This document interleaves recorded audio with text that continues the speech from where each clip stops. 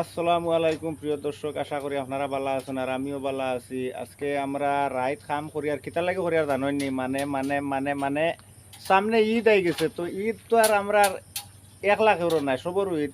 তো দেখুন আমরা লগরিয়ারা রাইত কাম করতা মানে ঈদ গরম করবার লাগে। দেখুন খালি খালি ঈদ গরম করবার লাগে। বহুতে মানে ঈদ 5 GB মোবাইল বার হয়েছে, 5 GB 4 GB শেষ, এখন 5 GB 6 GB ওটা মোবাইল লইতা, বুঝছেন না? কয়েকজনের টার্গেট আছে মোবাইল লইতা। তো আপনারা বেশি বেশি করে ভিডিওটা শেয়ার করবা, লাইক করবা, ফলো করবা, যাতে তার আশাটা পুরো হয়ে যায় গিয়া।